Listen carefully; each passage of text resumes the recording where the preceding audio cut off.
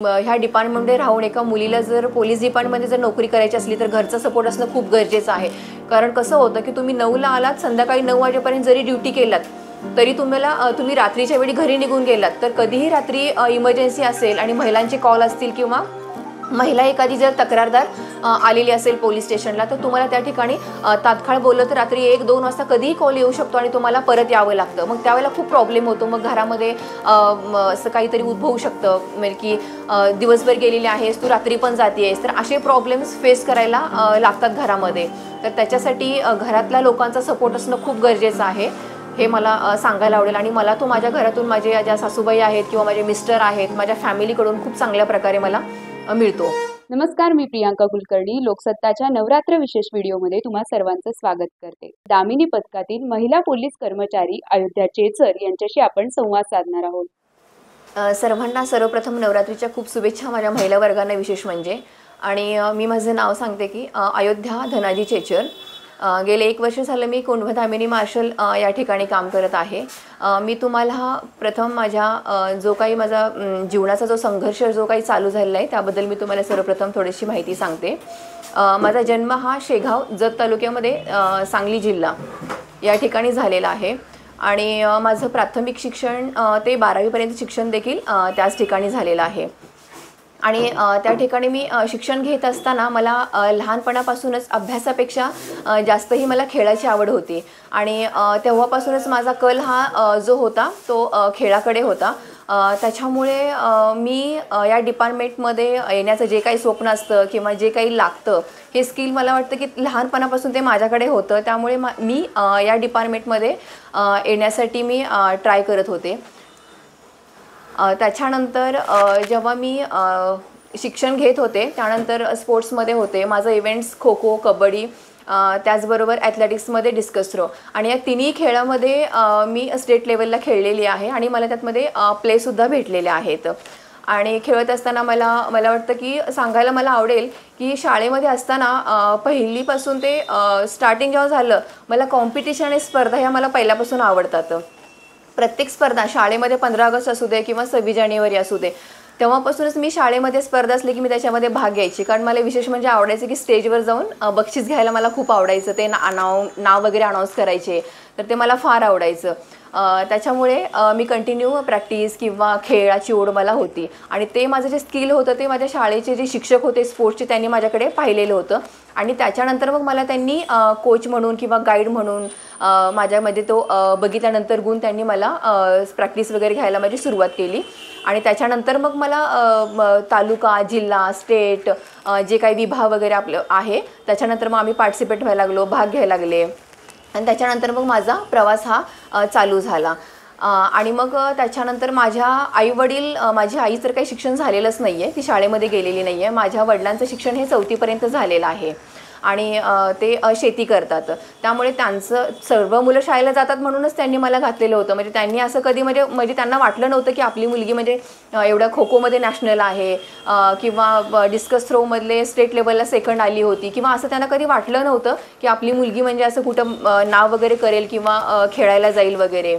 आणि जेव्हा आम्ही स्पर्धेला गेलो मला आवडेल सांगायला की आम्ही जेव्हा स्पोर्ट्समध्ये होतो आणि मी खेळायला गेलेले होते आणि माझा नंबर आलेला होता त्यावेळेला माझ्या गावातल्या लोकांनी माझी गावातून मिरवणूक काढलेली होती आणि कॉईन होते मला वाटतं 1-2 रुपयाचे आणि त्यांनी असे मला वाटतं 5,000चे असे कॉईन एकत्र केलेले होते आणि ग्रामपंचायतच्या समोर ते माझ्या अंगावरून सगळे ओतलेले होते. मला तो अजून प्रसंग आठवतो आणि ते खूप चांगलं होतं की गावालाही मला वाटतं. आणि हे खसंच आहे म्हणजे जेव्हा एक मुलगी एका गावामधून शिकत असते तेव्हा तिच्या घराचंच नाही आहे तर तिच्या घराचं, गावाचंही किंवा तालुक्याचंही नाव त्या ठिकाणी हे होत असतं, सगळीकडे माहिती होत असतं किंवा ते सगळीपर्यंत पोचत असतं असं वाटतं.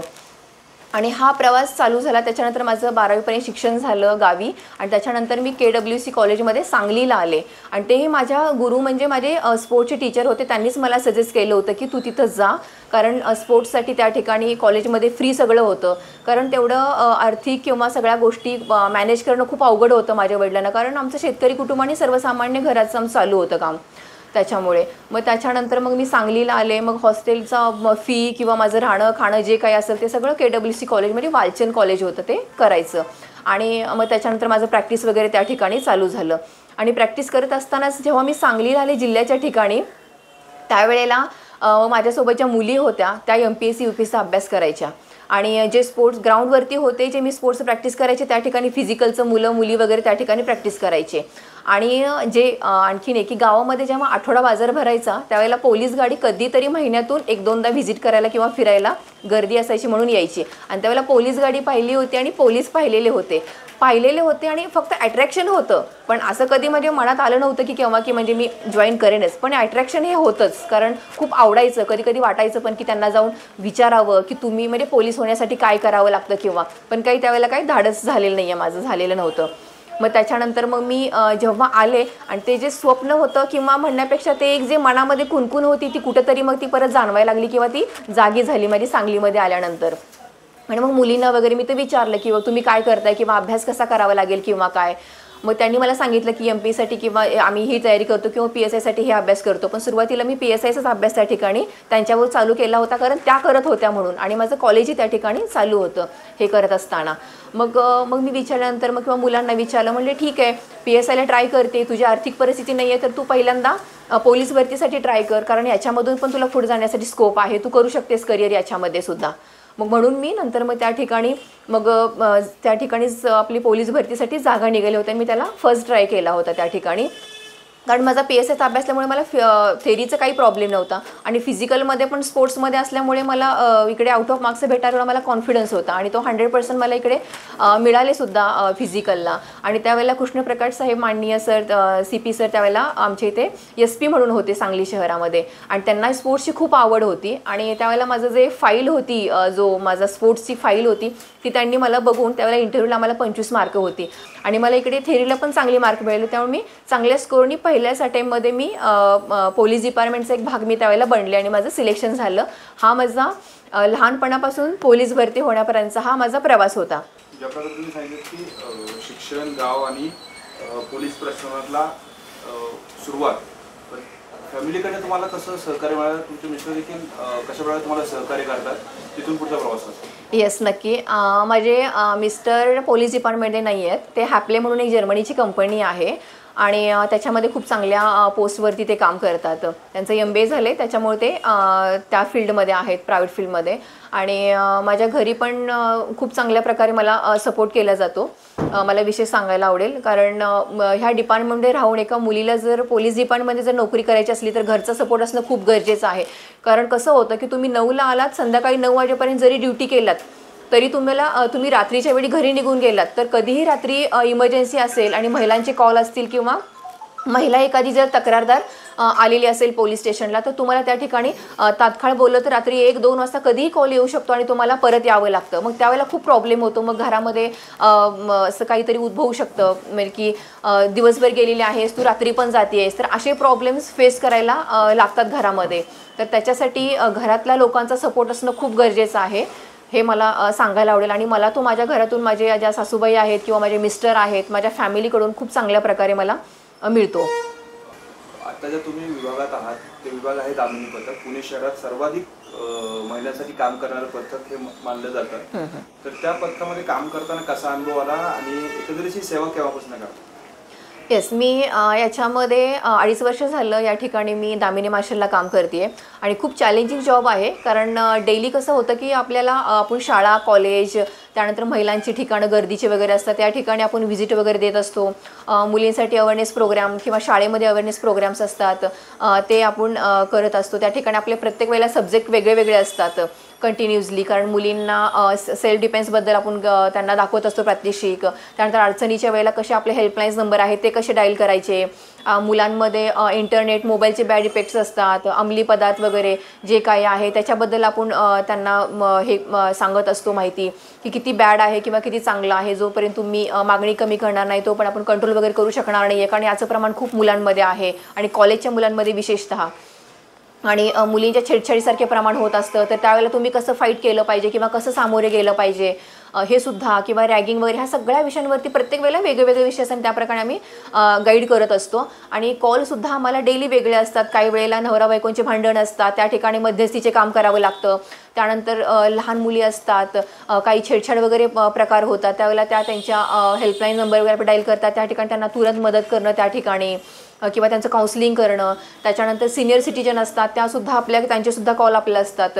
सिनियर सिटीजन पोलीस स्टेशनपर्यंत येऊ शकत नाही आहे, तर त्यांना घरी जाऊन आपल्याला मदत करावी लागते, त्यांच्या अडचणी जाणून घ्यावं लागतं आणि त्यांना त्यांच्या वयाचं बनून आपल्याला त्या ठिकाणी समजावून सांगावं लागतं. विशेष म्हणजे लहान मुलांना लहान मुलांसारखं, आणि जे मिडियम एजचे आहेत त्यांना त्यांच्या एजप्रमाणे, आणि जे सिनियर आहेत त्यांना त्यांच्या एजप्रमाणे, म्हणजे प्रत्येकाला जसं जसं आपण त्यांच्या त्या ठिकाणी एजला मॅच होईल त्याप्रमाणे बनवून त्यांना आपण त्या ठिकाणी गाईड करत असतो. काही अनुभव असतील, एखादा दुसरा अनुभव ते शेअर करू शकाल का? येस, मला नक्की आवडेल. कारण इथेच आमच्या इथे एक जवळ शाळा आहे. आता शाळेचं नाव आपण नाही घेऊ शकत कारण हे होतं. त्या शाळेमध्ये नेहमीचं डेलीचं माझं पेट्रोलिंग चालू होतं. आणि पेट्रोलिंग चालू असताना मुली इथेच आपल्या शाळेला यायच्या, घरातून सांगून यायच्या शाळेला जाते मी असं. आणि साधारण त्या 8वी 9वीमध्ये शिकणाऱ्या मुली होत्या आणि त्यांचा ग्रुप होता 5-6 जणींचा एकत्र.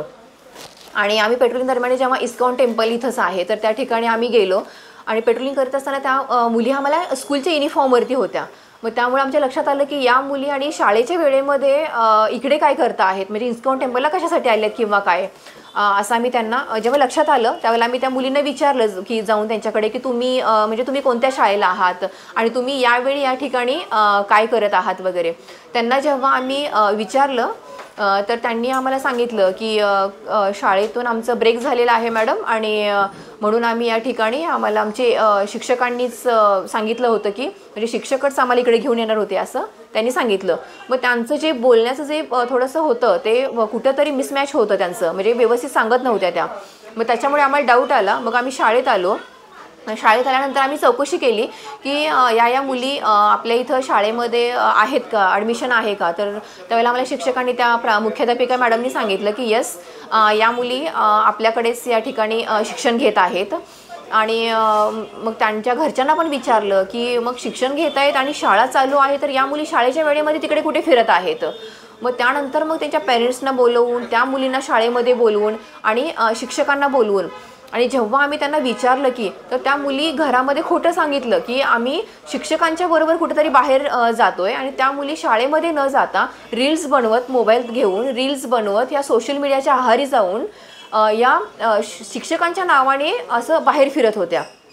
पण याच्यामध्ये ही खरी परिस्थिती जेव्हा समोर आली, जेव्हा मुली आम्हाला भेटल्या आणि आम्ही जेव्हा त्यांच्याकडे चौकशी केली त्यावेळेला कळून आलं की या मुली खोटं बोलून असं घरातून सोशल मीडिया, रील्स बनवणं, बाहेर मित्रमैत्रिणी करणं, ग्रुप्स करणं, पार्टी करणं, ह्या अशा मुली बाहेर फिरत होत्या. मग त्याच्यानंतर आम्ही शाळेमध्ये बोलवून त्यांचं काउन्सिलिंग केलं. त्या मुलींना, त्यांच्या पेरेंट्सना सुद्धा सांगितलं की आपली जबाबदारी फक्त मुलांना शाळेत घालवण्यापुरती नाही आहे, तर आपण आपलं मूल जे आहे ते शाळेमध्ये पाठवतोय तर ते शाळेमध्ये पोचलं आहे का, तिचं शिक्षण काय चाललंय, शिकते का व्यवस्थित, सरप्राईज व्हिजिट करणं हे खूप गरजेचं आहे.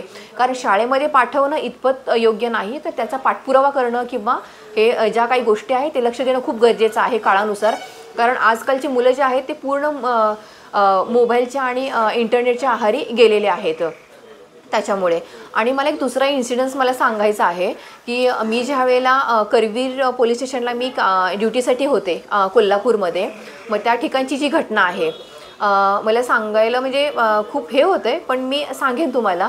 एक माझ्या बाबतीमध्ये म्हणजे पहिला प्रसंग आणि जी बलात्काराची केस असते किंवा जे लहान मुलींवरती जे अत्याचार होतो ती पहिली घटना होती माझ्या आयुष्यातली किंवा माझ्या सर्व्हिसमधल्या काळातली जी पहिली घटना होती, मी पहिली फेस केलेली. मॉर्निंगला आम्ही 9-10 दरम्यानच्या वेळेला आम्ही पोलीस स्टेशनमध्ये आले. मला फोन ड्युटी होती त्या दिवशी आणि मॉर्निंगला असल्यामुळे जास्त स्टाफ आमचा अवेलेबल नव्हता पोलीस स्टेशनमध्ये. आणि त्यावेळेला आमचे ठाणे अंमलदार आणि आम्ही दोघेच होतो. आणि आमच्या पोलीस स्टेशनला तिथे साईडला CPR म्हणून हॉस्पिटल आहे, गव्हर्मेंट हॉस्पिटल आहे, आणि त्या ठिकाणावरून कॉल आला मॉर्निंगला. आणि कॉल आल्यानंतर आम्ही तो अटेंड केला. आणि अटेंड केल्यानंतर त्यांनी सांगितलं की अशी एक लहान 5 वर्षाची मुलगी आहे आणि ती या ठिकाणी CPRमध्ये हॉस्पिटलमध्ये तिला तिचे पेरेंट्स घेऊन आलेले आहेत आणि MLC होती.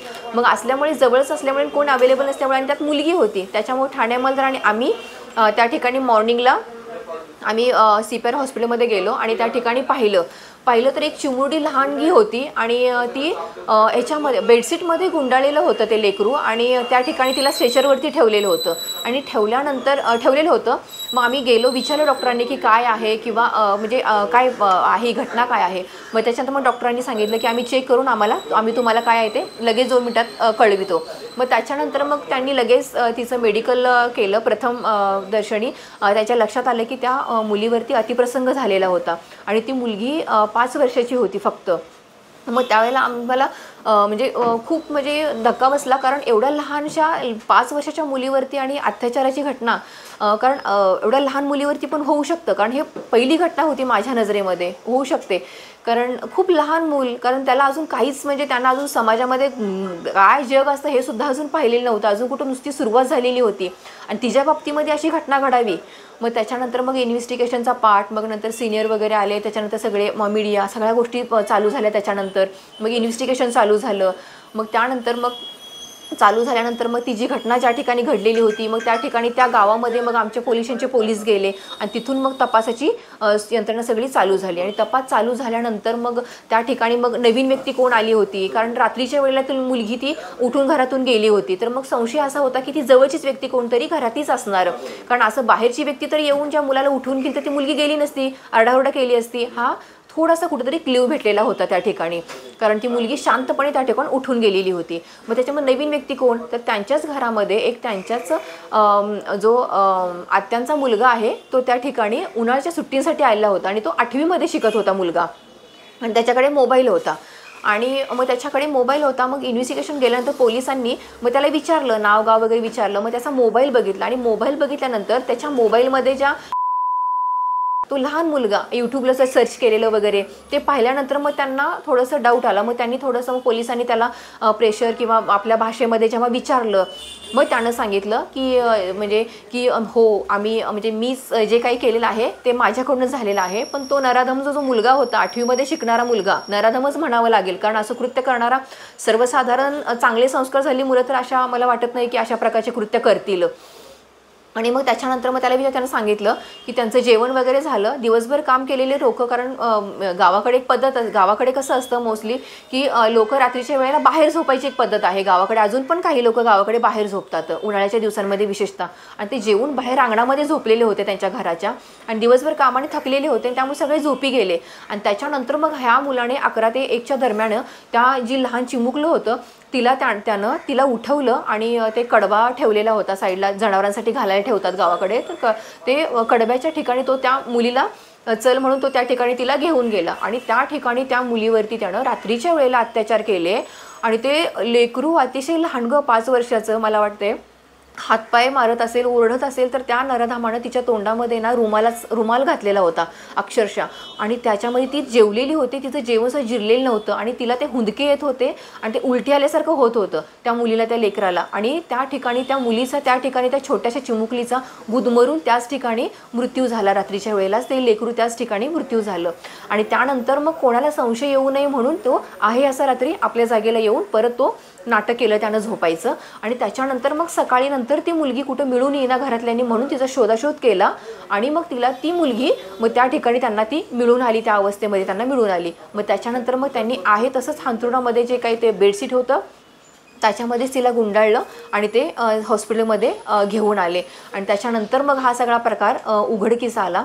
पण मला वाटतं याच्यामध्ये तो मुलगा होता तो लहान होता आणि एक तर मग लहान असल्यानंतर जेव्हा 18 वर्षाची जेव्हा मुलं असतात, जेव्हा 18 वर्षाच्या आतली मुलं असतात त्यावेळेला एक त्यांच्याकडे एक बाल गुन्हेगार म्हणून पाहिलं जातं आणि त्यांच्याकडे विशेषतः त्यांना कुठल्याही म्हणजे अशा बालसुधागृहामध्ये पाठवणं किंवा त्यांना ज्युव्हेनिल कस्टडी वगैरे, त्यांना ज्युव्हेनिल कोर्टासमोर हजर करणं वगैरे ह्या सगळ्या गोष्टी असतात. पण फक्त तिथे न ठेवता एक कठोरात कठोर शिक्षा ही कुठंतरी देणं खूप गरजेचं आहे, कारण ही मुलांना माहिती होतं की त्या ठिकाणी गेल्यानंतर सुद्धा की आपण लहान आहोत आणि आपण काही जरी गुन्हा केला तर आपल्या थोड्या दिवसांनी थोडे दिवस ठेवून आपण याच्यातून आपल्या मोकळं केलं जातं थोड्या दिवसांनी. आणि ते येतात बाहेर आणि त्या प्रकारचं कृत्य करण्याचं किंवा तसं प्रयत्नसुद्धा ते लोक परत करतात मुलं, कारण त्यांना तशीच किंवा माहिती असतं, त्यांना एकदा जाऊन आले असतं त्यांना ती माहिती होतं की काही होत नसतं, जातात थोडे दिवस ठेवतात आणि सोडून देतात असं होतं. कारण आपण त्याच्याकडे बालगुन्हेगार म्हणून थोडासा आपण सॉफ्ट कॉर्नर देतो, पण त्याचाच ते लोक मुलं जी असतात ते फायदा घेतात. पण असं व्हायला नको. कुठंतरी या मुलांना कुठल्यात कुठं शिक्षा घेऊन अशी जेव्हा उदाहरणं जेव्हा समाजामध्ये दिसतील त्याच वेळेला कुठंतरी मुलांमध्ये थोडीशी भीती होईल की बाबा आपण जरी लहान असलो आणि आमच्या हातून जरी असं कृत्य झालं तर आपल्याला पनिशमेंट किंवा शिक्षा ह्या आहेत. त्यावेळेला कुठेतरी आपण याला थोडंसं कंट्रोल करू शकतो असं मला वाटतं. तुम्ही जे 2 उदाहरणं सांगितले, पण तुम्ही आता दामिनी पथकामध्ये काम करताय, तर एकंदरीत किती मुलांना काउन्सिलिंग मधून तुम्ही योग्य मार्गावर आणलेला आहे त्याबद्दल काय सांगताल? आणि तरुणी असेल किंवा महिला असेल त्यांना काय संदेश देऊ इच्छिता? येस, नक्कीच. मला वाटतं या दामिनी मार्शलच्या माध्यमातून आपण जवळजवळ ह्या कोंढवा पोलीस स्टेशनमधल्या जवळजवळ 25,000 ते 3,000 मुलांना आपण कार्यशाळेमार्फत आपण मार्गदर्शन केलेलं आहे. आणि त्याच्यानंतर आपण आपले मोबाईल नंबर किंवा हेल्पलाईन नंबर दिले आहेत. त्याच्यानंतर हे आपल्याला 1091 असेल किंवा 112 असेल जेव्हा आपला कॉल येतात त्याच्यामध्ये जवळजवळ 5 ते 7 मुलींचे मला कॉल असे आलेले होते. एक मुलगी होती ती खडी मशीनच्या ठिकाणी घरातून शाळेला जाते म्हणून पिशवी बॅगेमध्ये आपल्या झोपेच्या गोळ्या घेऊन येऊन दिवसभर फिरून घरातला टेन्शन, वडील दारू पितात, आईला मारतात खूप, आम्हालाही मारहाण करतात. तर याच्यामध्ये या कंडिशनमध्ये ती मुलगीसुद्धा मला खडी मशीनच्या साईडला मिळून आली होती. कॉल प्राप्त झालेला होता. तिला आम्ही याच्यातून बाहेर काढलं. त्याच्यानंतर दुसरी एक अशीच मुलगी होती. तिला ऑनलाईनमधून मार्फत प्रेम झालं होतं एका मुलावरती. आणि ऑनलाईन प्रेमचे जोपर्यंत चॅटिंग चालू असतं तोपर्यंत सगळं चांगलं होतं, पण ज्यावेळेला आपण फिजिकली जेव्हा भेटतो किंवा रिलेशनमध्ये येतो त्यानंतर जे प्रत्येक वेळेला आपण अवेलेबल होऊ शकत नाही आहे, मग त्यावेळेला नंतर मग समोरची व्यक्ती आपल्याला त्रास द्यायला चालू करते. मग अशा वेळेला मग आपलं जीणं मुश्किल होतं. अशासुद्धा मुलींचे कॉल आमच्याकडे आले होते. त्यांना आम्ही मार्गदर्शन केलं याच्यातून. आणि मला महिलांना किंवा मुलींना जर सांगायचं झालं तर आपण थोडीसं कुठेतरी सावधगिरी आपल्याबद्दल किंवा बाळगणं खूप गरजेचं आहे मला वाटतं.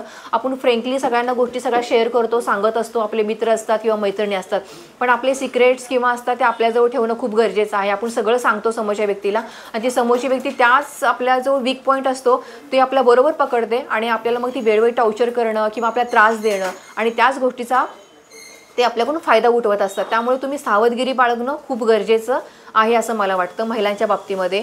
आणि ज्यावेळेला आपल्या बाबतीमध्ये असे एखादे प्रसंग येतील किंवा अशा घटना तुम्हाला छेडछाडीच्या असतील, तुम्हाला फेस कराव्या लागतील, तर तुम्हाला मला वाटतं आपल्याकडे स्त्री शक्ती एक एवढी चांगली आहे, म्हणजे दिलेली आहे. मला वाटतं नवरात्र चालू आहे तर स्त्रीची शक्ती ह्या जी दुर्गा माता हा फेस्टिवल आहे तो एक स्त्रीचा आहे म्हणायला, कारण दुर्गा, लक्ष्मी हे काही जे आहे ते वेगळी आपली जी महिलांचीच रूपं आहेत आणि जे आपल्यामध्ये प्रत्येकामध्ये ते एक रूप आहे आणि ते ज्यावेळेला आपल्या परिस्थिती ओढावेल त्यावेळेला तुम्ही त्याला ती आपली जी आहे शक्ती ती आपली त्या ठिकाणी दाखवणं खूप गरजेचं आहे असं मला वाटतं. आणि त्यामुळं मी सगळ्यांना सांगेन की सावध राहा, सुरक्षित राहा आणि तुम्हाला कधीही मदत लागली तर आपल्या पोलिसांची आणि दामिनी मार्शलची तुम्ही मदत घ्या. पोलीस, दामिनी मार्शल पथक हे तुमच्यासाठीच आहे. तुम्ही मदत घ्या. तुमची एक हाक त्या ठिकाणी आम्ही तुमच्या मदतीला हजर आहोत.